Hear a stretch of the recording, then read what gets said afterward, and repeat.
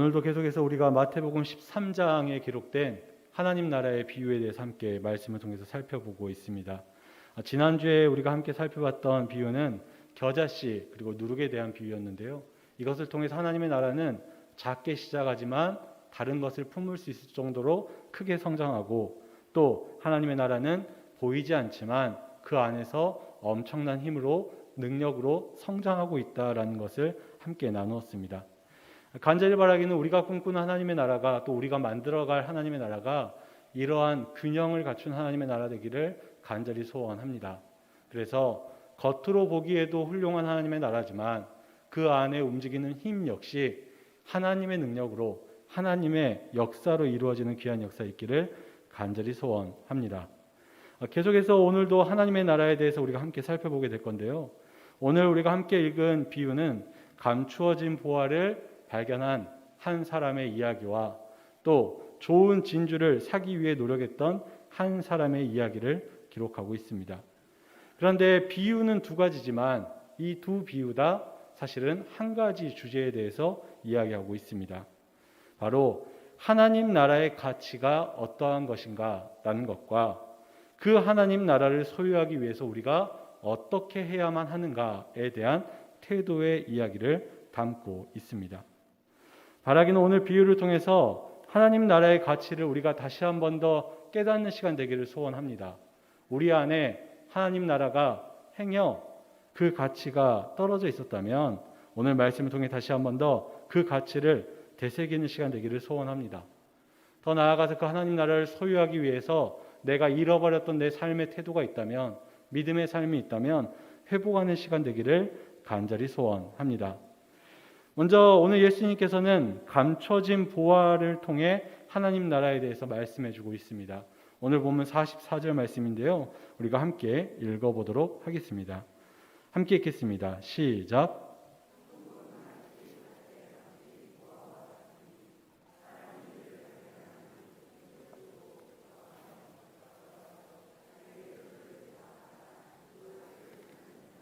아멘. 이 비유에 등장하는 한 사람이 있습니다. 이 사람은 지금 밭을 갈고 있는데요. 이 밭은 그 사람의 것은 아닌 게 분명합니다. 즉 남의 밭에서 열심히 일하던 한 사람이 있었습니다. 그런데 그 사람이 그 밭을 열심히 갈다가 보화를 발견하죠. 그래서 그 보화를 잘 숨겨두고 돌아가서 자기 재산을 다 팔아가지고 그 밭의 주인에게서 사게 된다라는 것입니다. 겉으로 보기에는 그 밭만 산 것 같지만 실제로는 그 밭과 그 안에 있는 보화까지 이 사람이 얻게 되었다라는 것을 이 비유가 이야기하고 있습니다. 사실 이 비유는요, 우리가 보기에 조금 비현실적인 동화와 같은 이야기처럼 들릴 수 있습니다. 그런데 이 비유를 전했던 그리고 들었던 당시 유대 사회에서는요, 이 비유에 나온 이야기가 아주 익숙한, 생소하지 않은 이야기였다라는 걸 우리가 기억해야 합니다. 우리가 잘 아는 것처럼 이스라엘이라는 땅은요, 역사적으로 많은 나라의 침략을 또 전쟁을 겪었던 나라였습니다. 왜냐하면 유럽과 아시아 또 아프리카라는 대륙의 중간에 있다 보니까 어떤 대륙에서건 다른 대륙을 침공하려면 그 땅을 지나가야만 했기 때문입니다.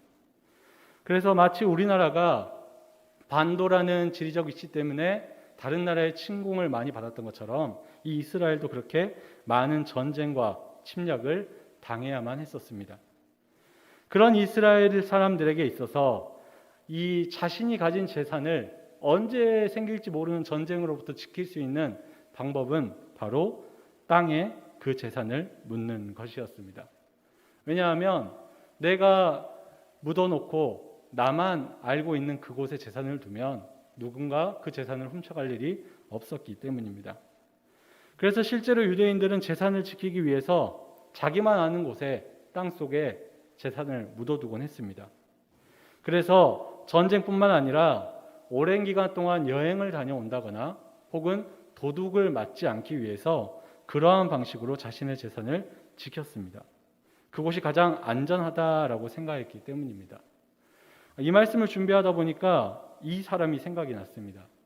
기억하실지 모르겠는데요. 11년 전쯤에 우리나라에 엄청난 뉴스가 하나 있었습니다. 그게 뭐냐면 김제 마늘밭에서 110억 원의 현금이 발견된 사건이 있었습니다.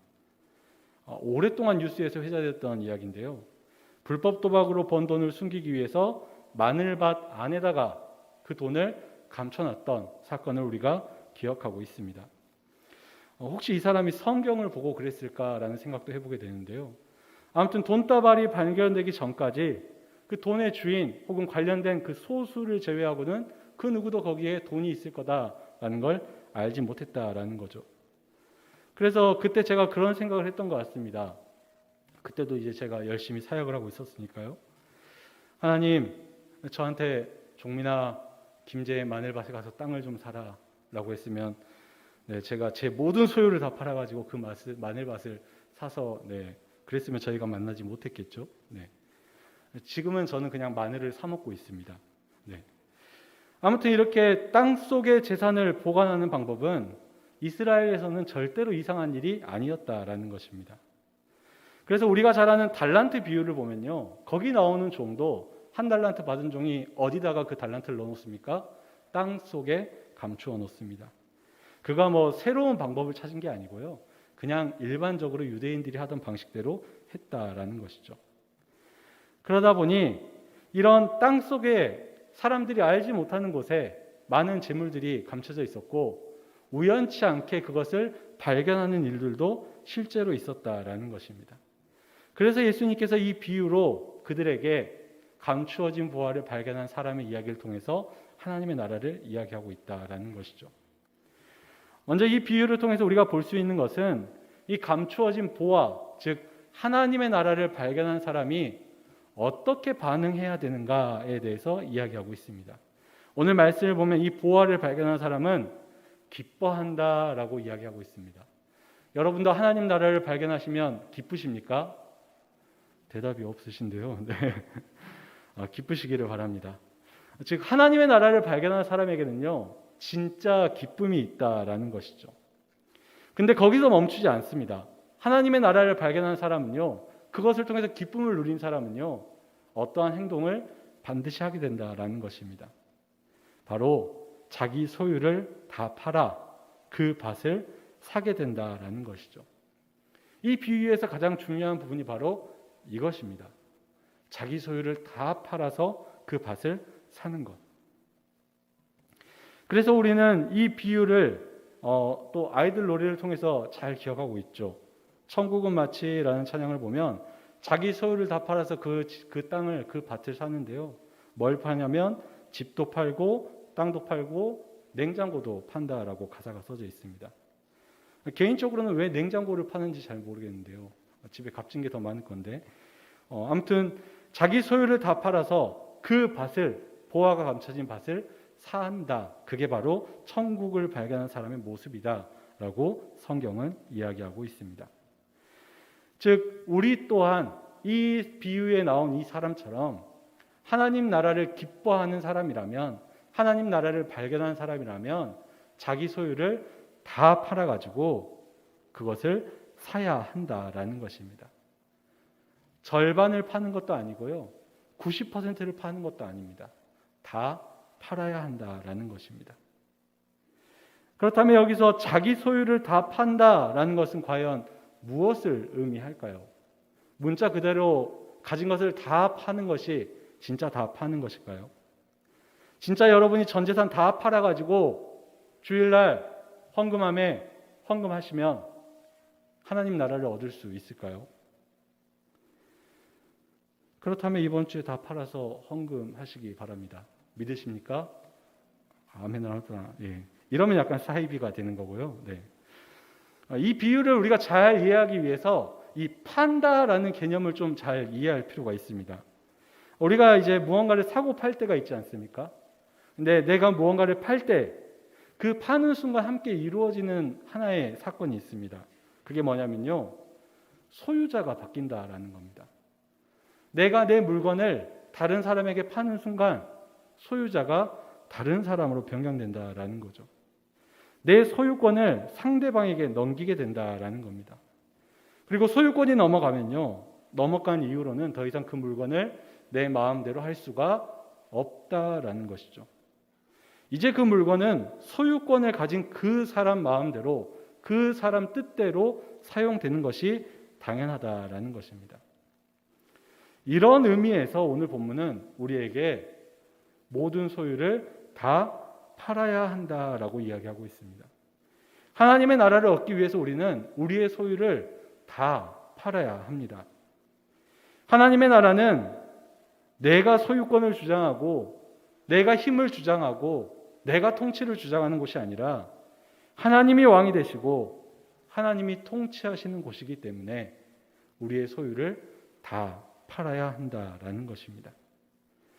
내 모든 삶의 영역에서 하나님의 통치를 따르는 것이, 나의 모든 것을 다 파는 것이 하나님의 나라를 소유하는 방법이라는 거죠. 이제 내가 가졌던 모든 것들을 다 하나님께 그 소유권, 그 통제권, 그 운영권을 다 넘겨야만 한다라는 것입니다. 만약에 소유권을 넘긴 후에 조금이라도 나의 소유권을 주장한다, 그것은 하나님의 나라를 가졌다라고 말할 수 없다라는 거죠. 예를 들면 이런 겁니다. 여러분이 집을 팔았는데 집을 팔고 나서 새로 들어온 사람이 있는데 그 사람한테 가가지고 집 이렇게 하면 안 돼요. 집 인테리어 이러면 이상해요. 이건 이래요. 우리 집이 이건 이래요. 이러면 정상적인 겁니까? 아닙니까? 정상적이지 않은 거죠. 집을 파는 순간 모든 소유권, 모든 운영권이 다 그 사람에게 있고 그 사람 마음대로 할 수 있도록 해야 된다라는 겁니다. 마찬가지로 우리가 하나님의 나라를 살고 있다, 하나님의 나라를 소유하겠다라고 말했다면 우리의 모든 소유권을 다 하나님께 넘겨야 된다라는 것이죠.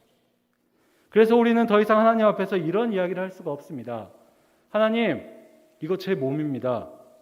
하나님, 제 생각이 그렇습니다. 하나님, 제 꿈이 그렇습니다. 하나님, 이거 제 돈입니다. 하나님, 저 사람 제 가족인데요. 하나님, 이거 제 겁니다. 라고 하나님 앞에서 말할 수가 없다라는 것이죠. 그렇기 때문에 우리는 하나님께 우리의 모든 소유를 드릴 수 있게 되기를 소원합니다. 물론 여기에는 우리가 정말 소중하게 생각하는 집이나 땅이나 귀중품이나 돈 같은 물질적인 것도 분명히 포함이 됩니다. 더 나아가서 가족이나 친구나 친척처럼 내 삶 가운데 있는 모든 인간관계도 포함이 됩니다. 또 내가 다니는 직장과 내가 가진 재능과 지식과 생각과 감정과 내 시간과 건강까지 내 삶에 필요한 모든 것을 다 하나님의 소유로 인정하는 삶이 바로 하나님 나라를 소유한 사람의 모습이다라는 것입니다. 그리고 그렇게 우리의 것을 다 하나님의 것으로 인정할 때 우리가 하나님의 나라를 소유하는 은혜가 있게 될 줄로 믿습니다. 예수님께서 이러한 사실을 말씀해 주셨는데요. 마가복음 8장 34절과 35절 말씀에 예수님께서 이렇게 말씀하고 있습니다. 우리가 함께 읽어보도록 하겠습니다. 함께 읽겠습니다. 시작.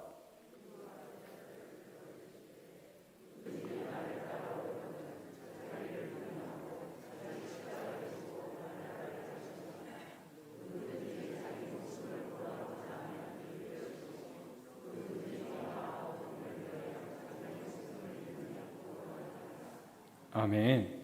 예수님께서 분명히 말하고 있습니다. 하나님 나라를 소유하고 싶으냐? 그러면 자기를 부인해라. 목숨을 얻고 싶으냐? 구원을 얻고 싶으냐? 그러면 목숨을 잃으라 라고 이야기하고 있는 것입니다.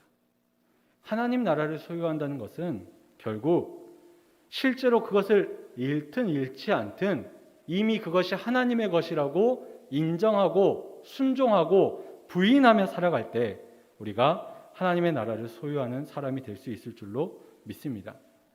그리고 우리가 이렇게 살아가야 되는 삶에 대해서 예수님께서는 두 번째 비유를 통해서 더 강하고 확실하게 말씀해 주고 있습니다. 오늘 본문 45절과 46절 말씀인데요. 우리가 함께 읽어보도록 하겠습니다. 함께 읽겠습니다. 시작.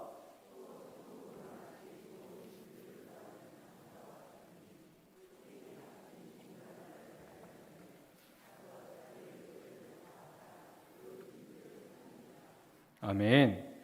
조금 전에 이야기했던 것처럼 이 두 비유는 매우 비슷한 주제를 가지고 있습니다.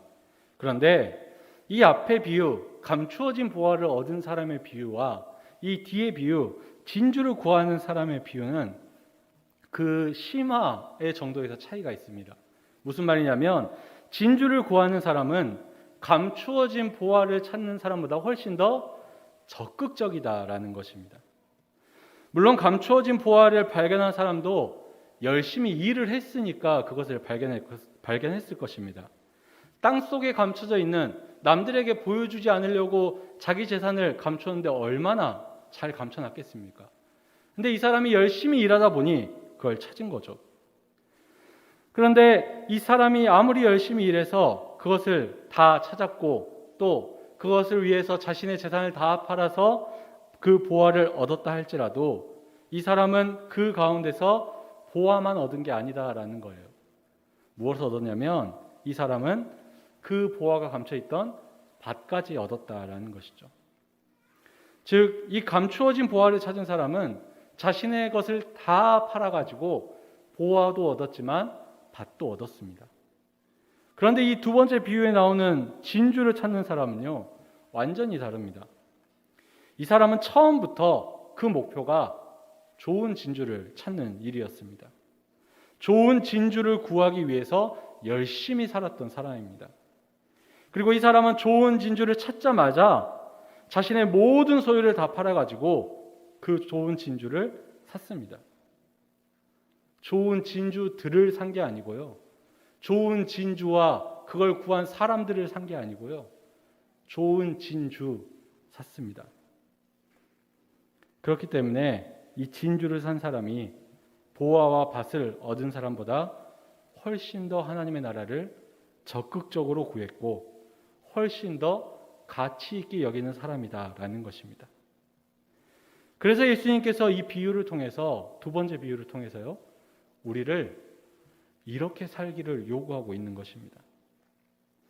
하나님 나라인 보화와 그것이 속한 밭을 위해 내 소유를 다 파는 것, 그것도 참 좋은 모습입니다.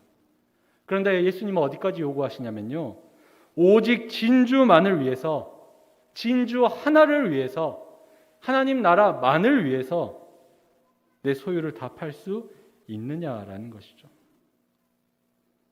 여러분, 진주 하나만을 얻기 위해서 우리의 모든 것을 포기할 수 있으십니까? 오직 하나님 나라만을 위해서 자기를 부인하고 모든 것들을 다 하나님의 뜻대로 쓰겠다고 순종하며 우리가 나아갈 수 있습니까? 감추어진 보화 비유도 너무나도 부담스러운 말씀인데요. 이 진주 비유는요, 훨씬 더 큰 믿음과 성숙한 신앙을 우리에게 요구하고 있다라는 것입니다. 사실 우리가 하나님 나라만을 위해서 사는 것은 쉽지 않은 것 같습니다. 하나님 나라를 위해서 사는 건 괜찮습니다. 하나님 나라를 위해서 살면서 다른 것들을 위해서도 살 수 있으니까요. 사실 우리는 살아가는 가운데 챙겨야 할 게 너무나도 많은 것 같습니다. 그리고 그것들을 신앙생활하는 가운데 하나님 나라를 구하면서 함께 구하곤 합니다. 즉, 우리가 신앙생활을 통해서 하나님의 나라를 얻기를 원하지만 거기에 더해서 성공했으면 좋겠고요, 자녀도 잘 됐으면 좋겠고요, 건강했으면 좋겠고요, 부유했으면 좋겠고요, 집안이 평안했으면 좋겠고요, 내가 하는 게 다 잘 됐으면 좋겠습니다. 보화도 좋은데요, 감추어진 보화 발견한 거, 구원받은 거 너무 기쁘고 좋은데요, 그거 말고 그 옆에 내가 같이 산 밭이 내가 평생 먹고 살 만큼 비옥하고 넓고 비쌌으면 좋겠다는 생각도 우리 마음 가운데 있지 않는가라는 생각을 해보게 됩니다. 그리고 그런 마음이 실제로 제 안에도 있습니다. 하나님 잘 믿고 다른 것도 다 잘 됐으면 좋겠습니다. 그런데 만약에 그게 정말 하나님의 나라를 구하는 삶이라면 저 세상 사람들도 다 자기 소유 팔 수 있지 않겠습니까? 하나님 나라만 아니라 내가 원하는 것 다, 그 밭을 다 얻을 수 있다면요. 그런데 만약에 모든 소유를 다 포기했는데 딱 하나님 나라만 얻을 수 있다면 어떻게 하시겠습니까? 며칠 전이죠. 어떤 전자화폐가 그 가치가 예를 들어서 10만 원이었다면 며칠 사이에 그 가치가 1원까지 폭락한 일이 있었습니다. 이로 인해서 전 재산을 투자했다가 혹은 빚을 내서 투자했다가 실패한 사람들이 극단적인 선택을 한다라는 소식까지 들려오고 있습니다. 그런데 만약에 우리가 이 전자화폐에 투자했던 사람들처럼 세상적인 유익함이 하나도 없이 딱 하나님 나라만 얻을 수 있다면, 평생 신앙생활에서 내 소유 다 포기해서 하나님 나라만 얻을 수 있다면 예배 드릴 수 있으시겠습니까? 저는 어려울 것 같습니다. 왜냐하면 보화와 진주만 아니라 저는 밭도 있었으면 좋겠거든요. 하나님 나라 구하지만 이왕이면 그 밭이 좋은 밭이었으면 좋겠거든요.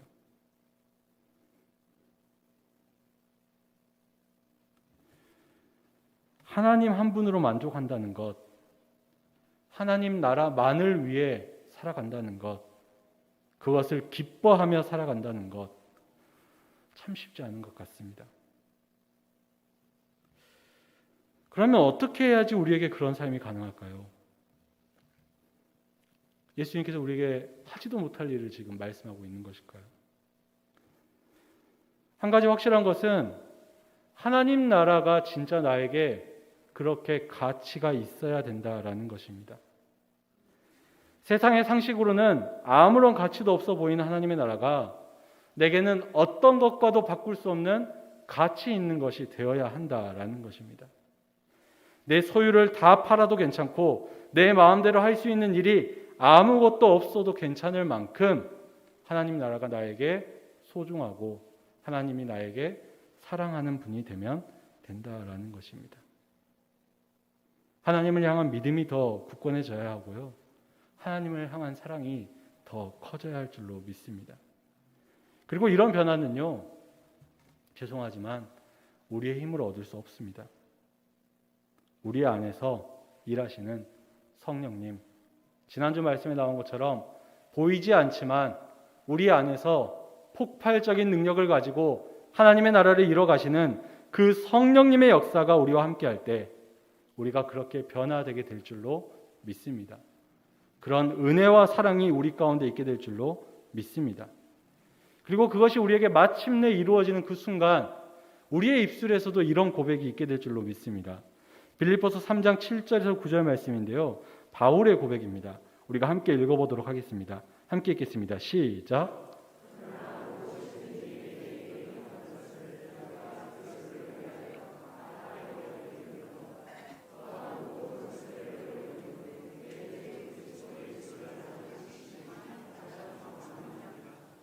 내가 그를 위하여 모든 것을 잃어버렸고 배설물로 여김은 그리스도를 얻고 그 안에서 발견되려 함이니. 아멘. 바라기는 우리에게도 이 바울과 같은 믿음이 있게 되기를 소원합니다. 성령님께서 우리에게도 바울처럼 깨닫게 하시고 바울처럼 변화시켜 주시는 역사가 있게 되기를 소원합니다. 그래서 우리도 우리에게 유익하던 것들 다 배설물로 여기고 그 소중한 거 다 팔고 그거보다 소중한 예수 그리스도, 예수님, 하나님 나라를 훨씬 더 가치 있는 것으로 고백하는 그런 삶이 우리 모든 성도님들 가운데 있게 되기를 간절히 소원합니다. 그래서 오늘 말씀 제목을요 이렇게 정해봤습니다. 우사미. 혹시 이게 무슨 뜻인지 아시는 분 계십니까?